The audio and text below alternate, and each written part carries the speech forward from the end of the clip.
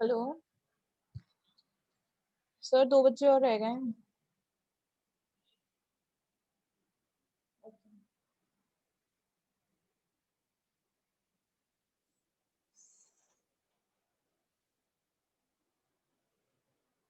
चलिए, Green's law तो हो गया आपका। ग्रीन्स लॉ के बाद में मैं आपको कराती हूँ रेले जीन्स लॉ।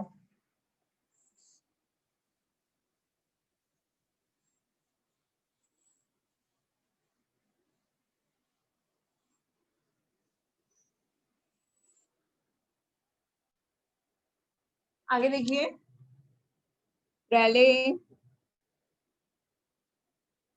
Jeans law. ठीक है, तो रेले जीन्स लॉ में क्या है, मैंने कहा था it is defined for longer wavelength region. ठीक है, तो लॉन्गर वेवलेंथ रीजन का मतलब क्या हो गया, S C upon lambda K T. जब लैम्बडा की वैल्यू बहुत ज्यादा हाई है तो इसकी वैल्यू पूरे की बहुत कम क्या हो जाएगी, कम हो जाएगी, लेस देन 1 हो जाएगी।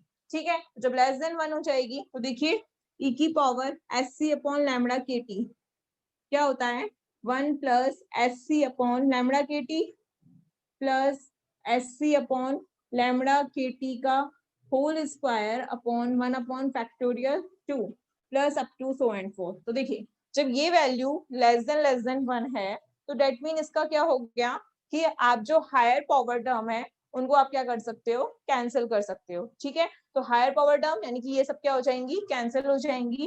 डेट मीन ई की power S C upon lambda K T को आप क्या लिख सकते हो, केवल 1 plus S C upon lambda K T.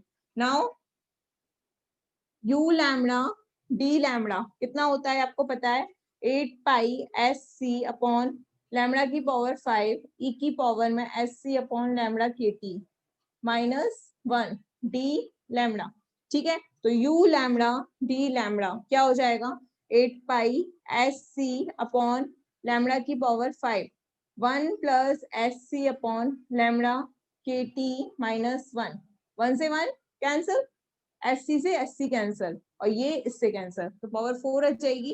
तो ये आ जाएगा आपका 8 पाई अपॉन लैम्बडा की पावर 4। ठीक है, के टी ऊपर जाएगा और ये हो जाएगा डी लैम्बडा। ठीक है, आगे देखिए, इसी में इतना कर लीजिए पहले या इतना लिख लीजिए। ओके बेटा, हो सकता है बेटा आप लोगों ने ऑप्टिक्स में पढ़ा हो, बट मैंने फर्स्ट ईयर नहीं पढ़ाई तो मुझे नहीं पता कि आप लोगों ने पढ़ा या नहीं। और मुझे खुद को ऑप्टिक्स पढ़े हुए आई थिंक 8 साल हो गए, तो मुझे नहीं पता, हो सकता है आपने पढ़ा हो, मैं नहीं कह रही पढ़ा नहीं पढ़ा होगा, बिल्कुल पढ़ा होगा, लेकिन मैंने ऑप्टिक्स ना तो कभी पढ़ाई है और मैंने अपने टाइम पे पढ़ी थी, तो 8-9 साल हो गए, मुझे इतना याद नहीं है। और ऑप्टिक्स क्या है ना, अगर मैं मुझे याद भी होता, लेकिन ऑप्टिक्स जो मैंने अपना क्या कहते हैं क्वालिफाई किया है, जो भी एमएससी नेट गेट, उसमें ऑप्टिक्स आती नहीं है, तो मुझे ऑप्टिक्स से रिलेटेड कुछ भी याद नहीं है कि ऑप्टिक्स में होता है या नहीं, इसलिए मैं नहीं कह सकती। हो सकता है आपने बिल्कुल पढ़ा होगा, आपको आई थिंक आर के सर ने पढ़ाया होगा, हो सकता है, बट मेरे को ऑप्टिक्स से रिलेटेड कोई नॉलेज नहीं है, क्योंकि ऑप्टिक्स मेरे को खुद मैंने बीएससी फर्स्ट ईयर में पढ़ी थी और मेरी बीएससी फर्स्ट ईयर 5-6 साल हो गए। हाँ, तो आप कुछ सोच सकते हो, मुझे नहीं याद, क्योंकि मैं कह रही हूँ ना, जो मेरा सिलेबस है एमएससी का नेट का गेट का, उसमें भी ऑप्टिक्स नहीं आता है, so I don't know about it. Okay, बिल्कुल पढ़ा होगा, मैं नहीं कह रही। ठीक है, चलिए, तो यहां से आपका क्या निकल के आया, U lambda D lambda equals to 8 pi lambda की power -4 K T D lambda. ये आ गया आपका किसके लिए, किसके लिए आया है आपका ये, रैली जीन्स के लिए, यानी कि प्लांक रेडिएशन फॉर्मूले के थ्रू हम वीन को भी एक्सप्लेन कर पाए और रैली जीन को भी एक्सप्लेन कर पाए, यानी कि हम पूरे कर्व को एक्सप्लेन कर पाए, जबकि क्लासिकली दो साइंटिस्ट मिलकर नहीं ना एक्सप्लेन कर रहे थे। इसी वजह से क्लासिकल थ्योरी ब्लैक बॉडी को एक्सप्लेन करने में फेल हो गई, जबकि प्लांक ने अपने एक ही फॉर्मूले से वीन्स को भी एक्सप्लेन कर दिया और रैली जीन्स को भी एक्सप्लेन कर दिया, और इसलिए वो क्या हो गया, सक्सेस हो गया। ठीक है, चलिए, इतना हो गया सभी का।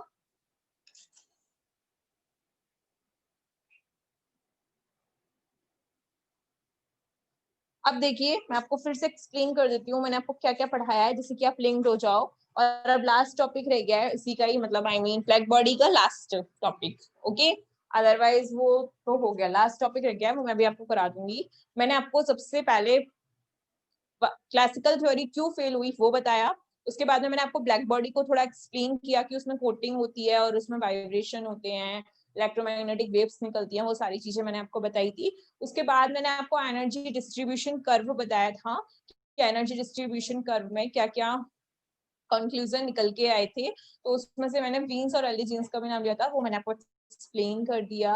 एनर्जी डिस्ट्रीब्यूशन कर्व के बाद में प्लांक हाइपोथेसिस आई थी, प्लांक ने उसे ऑसिलेटर की फॉर्म में बताया, और उस ऑसिलेटर के बाद में उस ऑसिलेटर की एवरेज एनर्जी को उसने फाइंड आउट किया, तो जो मैंने आपको निकाल के बता दी थी कि एवरेज एनर्जी ऑफ ऑसिलेटर क्या होती है। ठीक है, एवरेज एनर्जी के बाद में आज जो टॉपिक था वो था प्लांक रेडिएशन फॉर्मूला, कि प्लांक ने अपना एक ऐसा फॉर्मूला दिया जिसके थ्रू वो पूरे एनर्जी कर्व को एक्सप्लेन कर पाए। तो प्लांक रेडिएशन फॉर्मूला मैंने आपको निकालना सिखा दिया था।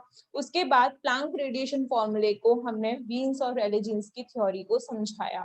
तो प्लांक के फॉर्मूले के थ्रू वीन्स को मैंने एक्सप्लेन कर दिया शॉर्टर वेवलेंथ रीजन के लिए और लॉन्गर वेवलेंथ रीजन के लिए। इतना आपका ब्लैक बॉडी में हो चुका है। ठीक है, आगे देखिए, आगे देखिए, अब जो आएगा वो आएगा स्टीफन लॉ। मैंने आपको स्टीफन लॉ भी कराया था ना, तो वो स्टीफन लॉ कैसे एक्सप्लेन होगा वो मुझे आपको बताना है। ठीक है, क्योंकि एनर्जी डिस्ट्रीब्यूशन कर्व में मैंने आपको जीन्स ये तो हो गए थे, स्टीफन और थे साइंटिस्ट, तो स्टीफन साइंटिस्ट के बारे में भी बताना पड़ेगा। तो Stefan law, Stefan Boltzmann law. ठीक है, अब देखिए स्टीफन वोल्ट्जमान लॉ क्या कहता था, कोई मुझे बता सकता है कि उसकी जो पावर थी टेम्परेचर की टोटल एनर्जी के लिए वो कितनी थी? 4 थी, 5 थी, 3 थी, 2 थी? कोई एक्सप्लेन करके बताए मुझे। आई मीन एक्सप्लेन का मतलब ये कि कोई बताए कि वो 4 पावर थी, 5 पावर थी, 2 पावर थी, 3 पावर थी, कितनी पावर थी? कोई तो बताइए, 3 ही तो स्टूडेंट पढ़ रहे हो इस टाइम पे, और वो भी नहीं बताएंगे तो कैसे होगा? पावर 4 थी, वेरी गुड। तो यानी कि आपको ये बताया था कि एनर्जी जो होती है वो डायरेक्टली प्रोपोर्शनल टू टी की पावर 4 होती है कि नहीं? अब टी की पावर 4 तो आ गई, लेकिन हम इसको एक्सप्लेन कैसे करेंगे कि ये बात सही है या नहीं है, क्योंकि ये कोई हाइपोथेसिस तो दी नहीं, तो हाइपोथेसिस नहीं दी तो ये कैसे आई? तो E इक्वल्स टू कितना आया था फिर अपना सिग्मा T4, जिसे मैंने आपको बोला था कि ये सिग्मा क्या होता है, स्टीफन कांस्टेंट होता है, और इसके लिए मैंने आपको यूनिट भी निकालने के लिए बोला था, बट आई नो किसी ने भी नहीं निकाली होगी, नहीं निकाली ना, कोई बात नहीं है। चलिए आगे देखिए प्रूफ इसका, हम प्रूफ करते हैं कि ये सही है या नहीं है, और किसी से करेंगे प्लांक रेडिएशन फॉर्मूले के थ्रू, क्योंकि प्लांक ने अपना एक फॉर्मूला दे दिया और उसने सब कुछ एक्सप्लेन किया उसके बारे में। तो देखिए according to Planck radiation formula,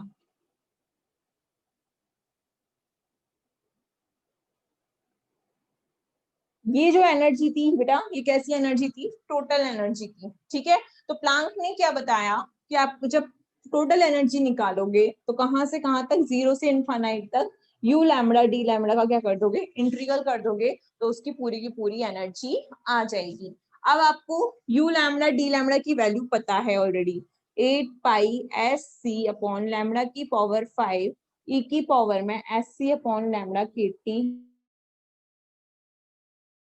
-1 D lambda, ये आपको पता है। ठीक है, जब ये आपको पता है तो आगे देखिए, इसको पुट कीजिए इक्वेशन फर्स्ट में, पुट इन इक्वेशन फर्स्ट, तो ये हो जाएगा u equals to 0 to infinite 8 pi S C upon lambda 5 ई की पावर में S C upon lambda K T -1 D lambda.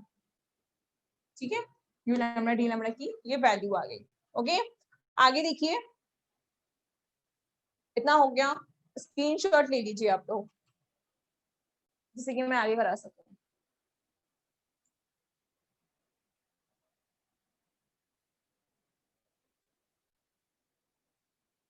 आगे देखिए, सागर और ऋतिक, आप लोग लिख रहे हो क्या? प्लीज मुझे कंफर्म करिए, क्योंकि फिर मैं उसी स्पीड से कराऊंगी।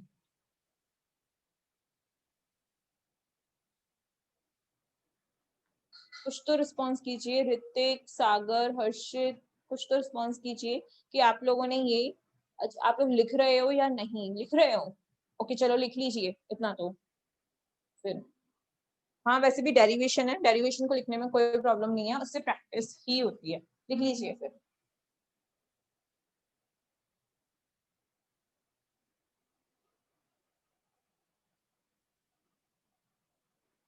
लिख लिया इतनी जल्दी, वेरी गुड। चलिए आगे देखिए।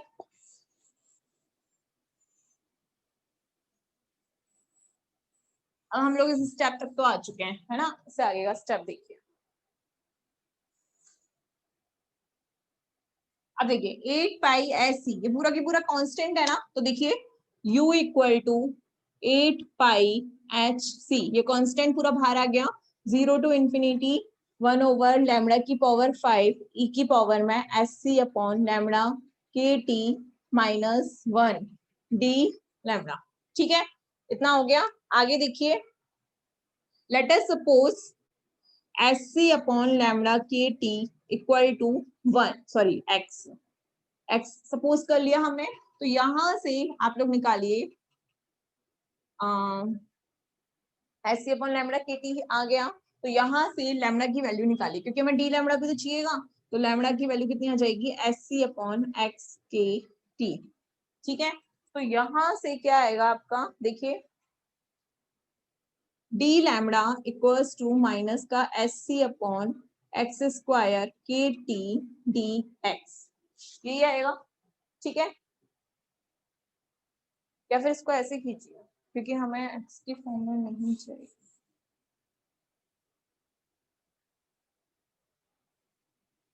ऐसे ही रहने दीजिए, इसको ऐसे कीजिए, माइनस का H C upon lambda square K T D lambda बराबर डी एक्स। तो डी लैम्डा कितना आ जाएगा आपका,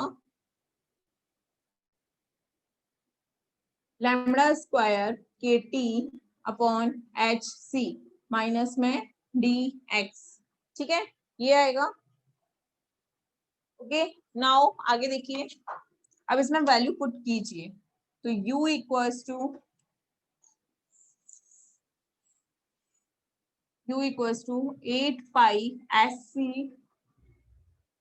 0 टू इनफाइनाइट। ठीक है, आगे देखिए, लैम्डा की पावर 5 तो एज इट दिस रहेगी, 1 अपॉन लैम्डा की पावर 5 ई की पावर x माइनस 1, और ये हो जाएगा यहाँ से माइनस का lambda square K T upon H C, ये हो जाएगा डी एक्स। ठीक है, तो देखिए 3 एच सी से एच सी कैंसिल, तो ये आ जाएगा u 8 पाई। ठीक है, आगे देखिए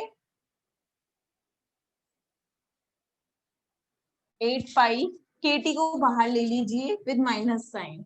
ओके, तो 0 टू इनफाइनाइट 1 अपॉन लैम्डा का क्यूब है, तो लैम्डा कितना था, यहां से H C upon X K T की पावर में क्यूब ई की power x minus 1 D x, इतना आ गया, इतना लिख लीजिए। इसमें डेरिवेशन ही है क्या क्वांटम में सभी यूनिट्स में? हाँ बेटा, फुल्ली डेरिवेशन है, और मैं कह तो रही हूँ, अगर आपको अभी तो खैर अलग अलग डेरिवेशन है, आगे की जो यूनिट्स है ना, उसमें अगर आपको एक कॉन्सेप्ट समझ में आ गया ना, सिर्फ एक कॉन्सेप्ट, और एक कॉन्सेप्ट का एक डेरिवेशन होता है, ठीक है, एक डेरिवेशन अगर आपने कर लिया ना आगे की यूनिट्स में, तो आप बाकी के सारे डेरिवेशंस खुद कर सकते हो, अगर आपको पहला डेरिवेशन समझ में आ गया है, क्योंकि सिर्फ कॉन्सेप्ट यूज करना है। वहां पे हम एनर्जी और पोटेंशियल से रिलेटेड बात करेंगे कि एनर्जी जब जीरो होगी, पोटेंशियल, तो कुछ केसेस में एनर्जी जीरो होगी, कुछ केसेस में पोटेंशियल जीरो होगा। अगर आप वो सारी चीज क्लियर समझ गए ना, तो सीरियसली बोल रहे हो, आप थर्ड ईयर के बच्चों से भी पूछ सकते हो, पूरी फिजिक्स सेम है, हिंदी मीडियम के बच्चे तक कर लेते थे अपने आप उस सारी चीज को, तो आप लोग तो बहुत इंटेलिजेंट हो उसकी कंपेयर में, आप लोग खुद कर लोगे। लेकिन फिलहाल फर्स्ट यूनिट थोड़ी सी ऐसी है कि उसमें सारे डेरिवेशन अलग हैं, अदरवाइज आगे की जो यूनिट्स हैं, फर्स्ट यूनिट में क्यों, फर्स्ट यूनिट में भी मैं आपको 2 टॉपिक और कराऊंगी इसके बाद, फोटो इलेक्ट्रिक इफेक्ट और कॉम्पटन इफेक्ट, उनके डेरिवेशन अलग है, क्योंकि ये तीनों टॉपिक्स अलग अलग हैं। उसके बाद में आपको मैं ऑपरेटर्स पढ़ाऊंगी, ठीक है। ऑपरेटर्स आपको एक बार आ गए ना, आपको मैं कैसा भी क्वेश्चन दूंगी आप खुद कर लाओगे, क्योंकि इंग्लिश मीडियम के बच्चों से मैं ये एक्सपेक्ट करती हूँ कि वो खुद कर सकते हैं, इतने ब्रिलियंट वो होते हैं, और बहुत ज्यादा इंटरेस्टिंग होता है ऑपरेटर। ये तीनों अभी थ्योरेटिकल टॉपिक है आपके, कॉम्पटन, फोटोइलेक्ट्रिक और ब्लैक बॉडी। इसके बाद टोटली डेरिवेशन है क्वांटम में, पूरे में क्वांटम में डेरिवेशन। जिसका मैथमेटिकल स्ट्रॉन्ग है ना, उसको बहुत अच्छा लगेगा और बहुत इंटरेस्टिंग भी है। ठीक है, चलिए तो ये कर लीजिए।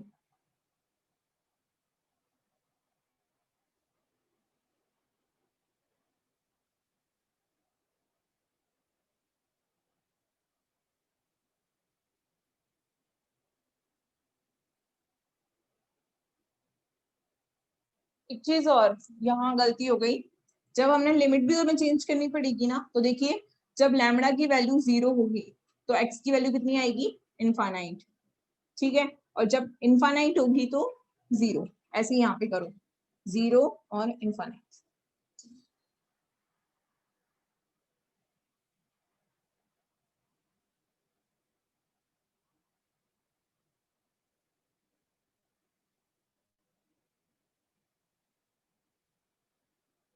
अब आपको पता है जब हम लिमिट चेंज करते हैं ऊपर नीचे की, तो साइन क्या चेंज हो जाता है, तो u इक्वल्स टू कितना हो जाएगा, 8 पाई के टी 0 टू इनफाइनाइट।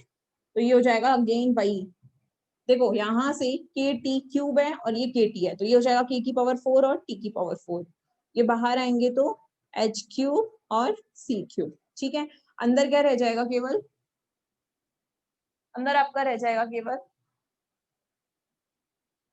ये एक्स क्यूब ऊपर आएगा अपॉन ई की पावर में एक्स माइनस 1 और ये dx। ठीक है, इतना कॉन्सेप्ट आएगा।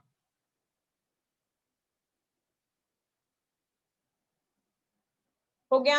आप लोग लिख रहे हो या नहीं मुझे प्लीज बताइए, या फिर नहीं लिख रहे हो तो मैं जल्दी जल्दी कराती हूँ फिर ये। आगे देखिए, mathematically 0 to infinite X cube upon e की पावर में एक्स माइनस 1, इसकी जो वैल्यू होती है ना वो होती है पाई की पावर 4 अपॉन 15। ये फिक्स है ये वैल्यू, ये हम निकालते हैं ना मैथमेटिकली तब आती है वहां से। ठीक है, तो put value, put value, value put करोगे तो क्या आ जाएगा, u equals to 8 pi k की पावर 4 t की power 4 upon H cube C cube, और ये हो जाएगा पाई की पावर 4 अपॉन 15। तो यानी कि पाई की पावर कितनी आ जाएगी, 5। ठीक है,